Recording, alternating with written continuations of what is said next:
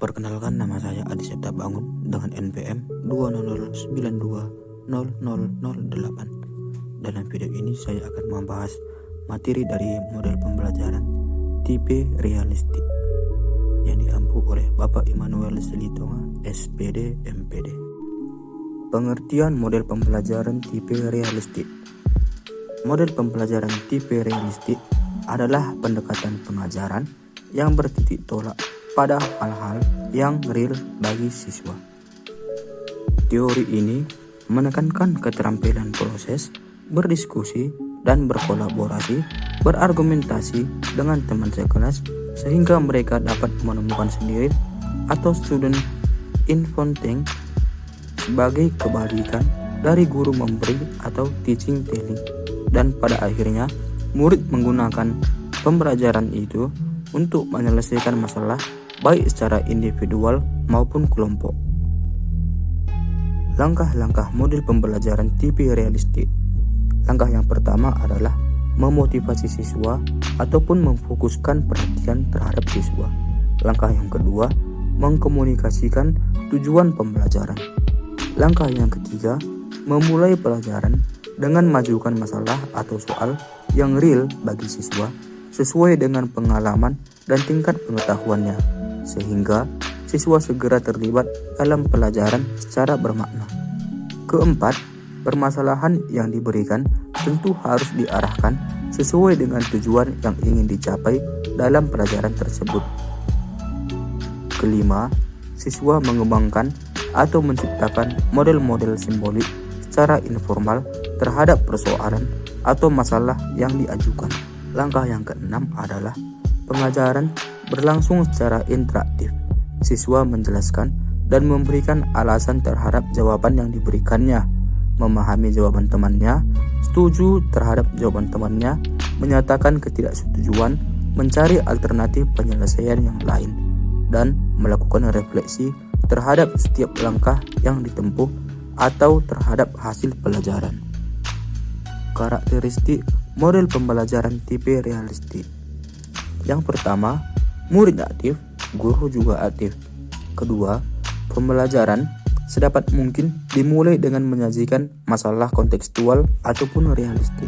Tiga, berikan kesempatan kepada siswa menyelesaikan masalah dengan caranya sendiri ataupun siswa mengembangkan strateginya sendiri. Keempat, guru berusaha menciptakan suasana pembelajaran yang menyenangkan. Yang kelima, dapat menyelesaikan masalah secara individu atau dalam kelompok, baik itu kelompok kecil maupun kelompok besar. Keenam, pembelajaran tidak perlu selalu di kelas, bisa di luar kelas, duduk di lantai, pergi keluar sekolah untuk mengamati atau mengumpulkan data. Ketujuh, guru mendorong terjadinya interaksi dan negosiasi. Kedelapan, siswa bebas memilih modus representasi yang sesuai dengan struktur kognitifnya sewaktu menyelesaikan suatu masalah ataupun menggunakan model.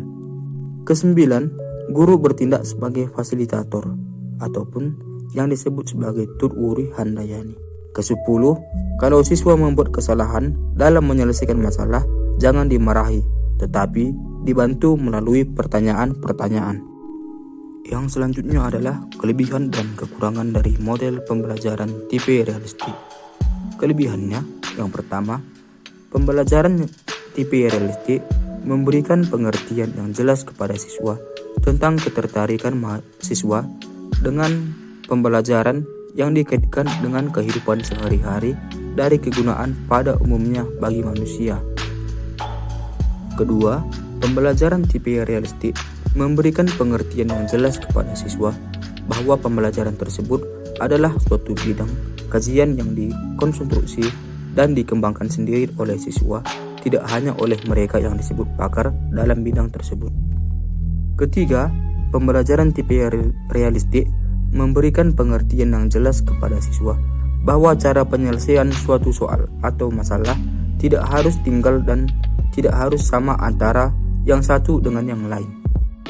Keempat, pembelajaran tipe realistik memberikan pengertian yang jelas kepada siswa dalam mempelajari kehidupan nyata. Proses pembelajaran merupakan sesuatu yang utama bagi orang harus menjalani proses itu dan berusaha untuk menemukan sendiri konsep-konsep pembelajaran itu dengan bantuan pihak lain yang sudah lebih tahu, misalnya terhadap guru. Tanpa kemauan untuk menjalani sendiri proses tersebut, pembelajaran yang bermakna tidak akan tercapai. Sedangkan kekurangannya antara lain adalah yang pertama, tidak mudah untuk merubah pandangan yang mendasar tentang berbagai hal, misalnya mengenai siswa, guru, dan peranan soal atau masalah kontekstual, sedang perubahan itu merupakan syarat untuk dapat diterapkannya model pembelajaran tipe realistik tersebut. Kedua, pencarian soal-soal kontekstual yang memenuhi syarat-syarat yang dituntut dalam pembelajaran tipe realistik tidak selalu mudah untuk setiap pokok bahasan yang dipelajari siswa.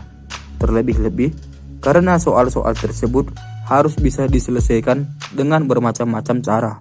Ketiga, tidak mudah bagi guru untuk mendorong siswa agar bisa menemukan berbagai cara dalam menyelesaikan soal atau memecahkan masalah.